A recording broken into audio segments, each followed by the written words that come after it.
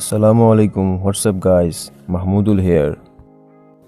Today I am going to talk about the brand new Xiaomi's Mi Mix Alpha 108 megapixel plus 20 megapixel plus 12 megapixel camera for the surrounding curved display is one of the most interesting part of this phone.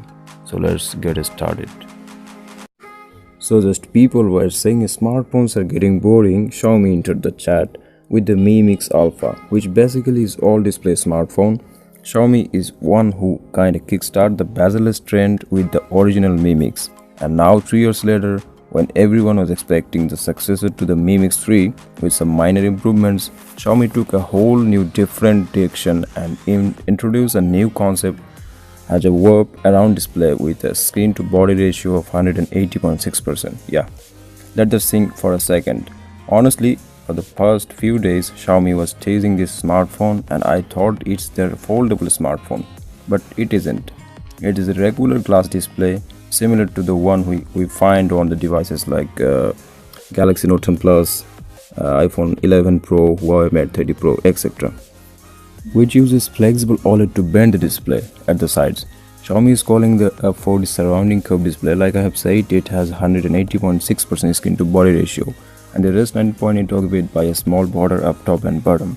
And the rear cameras, it has some of that screen to body ratio realistic. Speaking of which, the phone has 108 megapixel camera ever. As we have talked in the first, Samsung is the supplier of this camera, which uses tetracell technology to take full 108 megapixel images in daylight and 427 megapixel images in low light and combine it to from one detailed image. There is this wide angle camera and a telephoto camera present as well. As you can see, there is only one set of cameras on this phone, and if you want to take selfies or make video calls, then you have to flip the phone, which should not be a problem because there is this display at the back as well.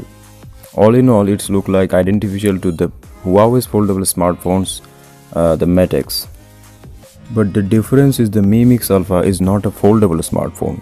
It is still amazed me how fast the technology is evolving. I mean, I knew we would see smartphones that would look like this in the future, but did not expect that it would happen in 2019 itself. To be clear, this is a still concept, which means Xiaomi is not mass producing it like their other smartphones. They are not even planning to sell this smartphone internationally. It will be limited to China and priced at almost $3,000. Wow, $3,000. It's the only trend that I don't like about current smartphone. The technology getting better and improving at a rapid rate, but it comes with a price. But to be fair to Xiaomi, it's a concept smartphone. They have no plan for selling this smartphone. It's about bragging rights, I guess, but if you are crazy enough to spend $3,000 for this phone, then Xiaomi is ready to ship one for you in December, provided you live in China, and the last time I checked, you don't. So you have to pay way more than $3,000 and import it from China. Anyway, the biggest question you might have right now is why? Why I spent $3,000 for this phone? Why? Look, I totally understand that it doesn't provide much of value other than the fact that it looks freaking cool. Listen, phones are getting ridiculously expensive to the point that they are not just phones anymore, but a status symbol as well. It reflects your personality, if that makes sense. When I'm buying a car, my top priority is the looks, and then out comes the rest. Same for that, smartphones as well. When I'm buying a budget or mid-range phone, looks are not really that important. The specs and the features are important. But when I'm getting a flagship, looks are one of the top priority before making a purchase, and I'm sure that there are millions of out there with a similar mindset as well. That's why looks are important, and that why is the phone matters.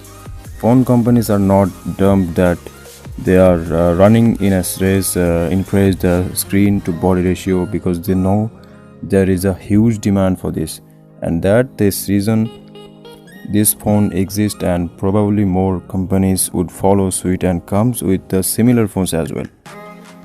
One more thing I need to mention is that accidental touches are not going to be a problem because they can just ignore the side areas with the help of software, just like Huawei did with the Mate 30 Pro and Samsung does with their flagships.